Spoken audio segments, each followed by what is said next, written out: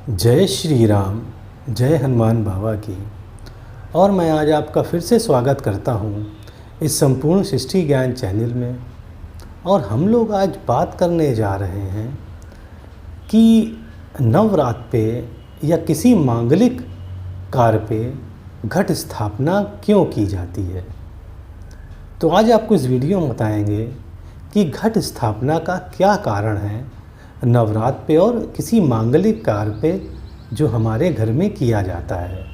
तो चलिए शुरू करते हैं। और शुरू करने से पहले जय श्री राम, जय हनुमान बाबा और घट महाराज की जय। देखिए, हिंदू धर्म में पूजा पाठ और किसी भी धार्मिक अनुष्ठान में कलश स्थापना का विशेष महत्व होता है।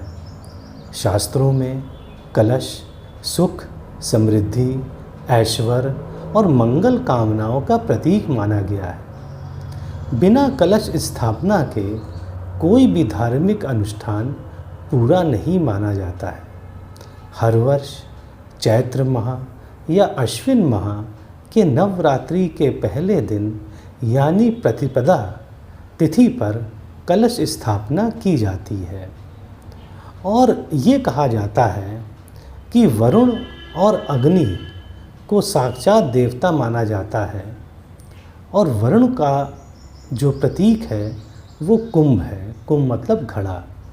तो भगवान वरुण का प्रतीक कुंभ है या घड़ा है या कलश है। और कुंभ को देखते ही समुद्र मंथन की कथा का अपने आप स्मरण हो जाता है। शास्त्रों में कलश दर्शन को देव दर्शन भी कहा गया है, या ये कहिए कि शास्त्रों में कलश दर्शन को देव दर्शन के समान माना गया है। तो इसका मतलब ये हुआ कि जितने सभी देवी देवता हैं वो कलश में आ जाते हैं जब उनकी स्थापना होती है। कलश हमारे भारतीय संस्कृति का अग्रगण्य प्रतीक है और सभी महत्वपूर्ण शुभ प्रसंगों में कलश की स्थापना भी की जाती है। तो देखिए, अभी हमने आपको बताया कि शास्त्रों में कलश सुख, समृद्धि, ऐश्वर्य और मंगल कामनाओं का प्रतीक माना गया है। और बिना कलश स्थापना के कोई भी धार्मिक अनुष्ठान कभी पूरा नहीं होता। और वरुण और अग्नि जो हैं वो साक्षात देवता माने जाते हैं और वरुण का प्रतीक कुंभ है यानी घड़ा है। और जैसे ही कुंभ को हम देखते हैं, घड़े को, तो हमें समुद्र मंथन की याद इसलिए आ जाती है क्योंकि उस घड़े के अंदर अमृत निकला था। और शास्त्रों में कलश दर्शन को देव दर्शन के समान माना गया है। और कलश जो है भारतीय संस्कृति का अग्रगण्य प्रतीक है। कलश पर स्वास्तिक चिन्ह अंकित करते ही सूर्य आकर उस पर आसनस्थ हो जाते हैं, मतलब उस पर आके बैठ जाते हैं। और कलश को सजाते ही वरुण देव उसमें विराजमान हो जाते हैं। तो जो संबंध कमल और सूर्य का है वही संबंध कलश और वरुण का है। अब संबंध कमल और सूर्य का क्या होता है? जब सूर्य निकलते हैं तभी कमल खिलता है। उसी प्रकार से जब भगवान वरुण पहुँचते हैं तभी कलश में तेज आता है। तो कलश की स्थापना के बाद और कलश पूजन के बाद कलश के अंदर भरा हुआ जल सामान्य जल नहीं रह जाता है। वह जल जो है वह जल न रहकर एक दिव्य ओजस्वी बन जाता है। मतलब उसमें बहुत सारी एनर्जी और पावर आती है उस जल में, और वो सामान्य जल नहीं रह जाता है।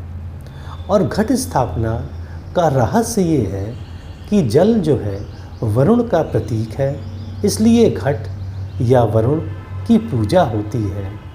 वरुण को देवताओं में या वरुण देवता को वेदों में पाश घुमाने वाला कहा गया है। पाश मतलब बंधन, या मतलब ये कहिए कि वरुण देवता की पूजा करने से कोई भी बंधन खत्म हो जाता है जो हमें परेशान करता है। तो इसीलिए प्रत्येक मांगलिक कार्यों में विघ्न स्वरूपी बंधनों की निवृत्ति के लिए हम वरुण देवता की पूजा करते हैं। और कुछ मतानुसार ये भी कहा गया है कि कलश के मुख में भगवान विष्णु हैं, गले में भगवान रुद्र या शिव हैं और उसके मूल में ब्रह्मा है और मध्य में देवी का स्थान है, ऐसा कहा जाता है। कुछ मतानुसार ये भी है कि घट भगवान विष्णु का प्रतीक माना गया है और ये भी कहा जाता है कि घट यानी कि कलश में ब्रह्मा विष्णु और महेश या शिव जी का वास होता है।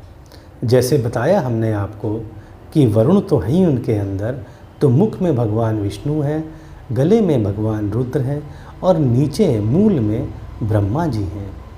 घट स्थापना इसलिए की जाती है क्योंकि यह माना जाता है कि कलश में देवी देवताओं का वास होता है और उनके आशीर्वाद से भक्तों की पूजा सफल होती है और घट स्थापना से सभी देवी देवता उस पूजा और व्रत के साक्षी बन जाते हैं और पूजा का पूर्ण फल हमें प्राप्त होता है।